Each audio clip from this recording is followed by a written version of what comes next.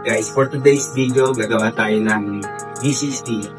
Ang gagamitin natin yung coffee beans is Costa Rica El Jardín by Archies. Yan.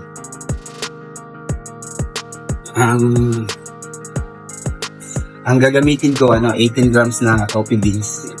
Pero, iba-ibang coffee shop, iba-ibang barista, iba-iba rin ng grams na ginagamit. Merong 15, meron 16 grams, meron 17. Pero kasi mas gusto ko 18 grams.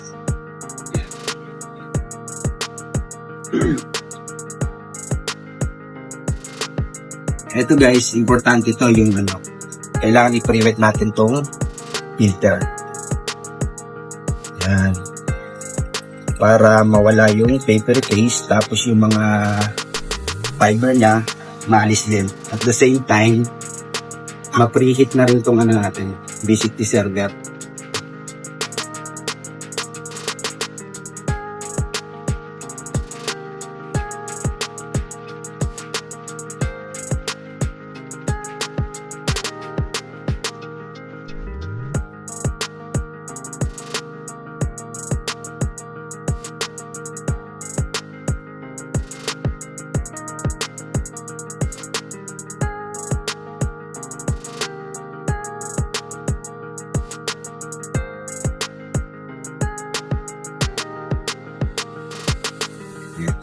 Ayan naman natin dito sa server natin. Ayan.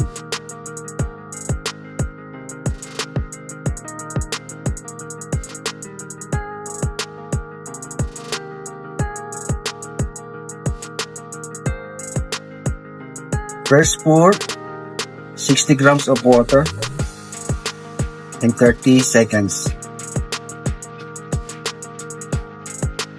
Ang tawag dito is blooming time. So, yun yung tinatawag na degasting para mabigas natin yung coffee. Very important. Yun yung pinaka-importante, yung degasting. Sa paggawa ng V60, yun yung pinaka-importante sa lahat. Tapos, second pour tayo, 120.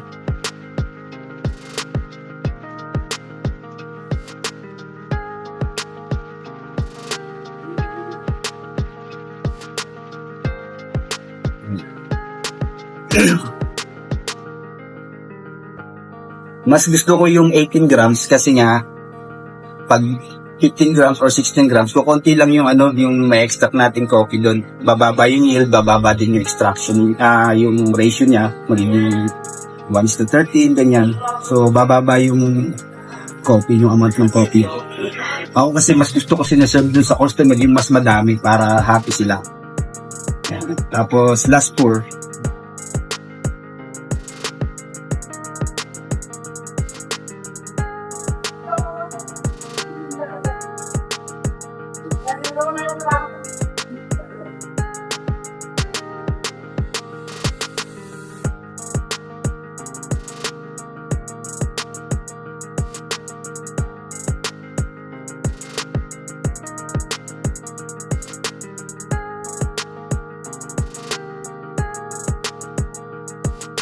Napabango ng aroma niya.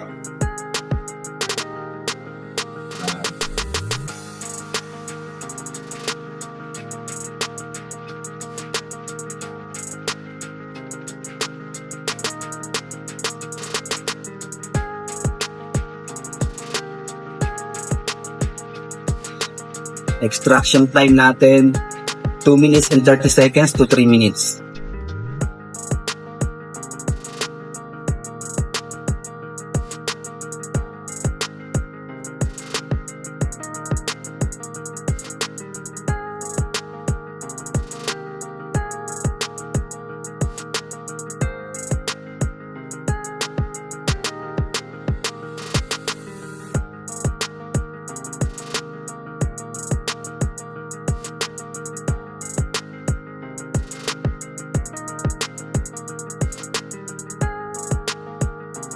Tikman natin. Cheers! Wow!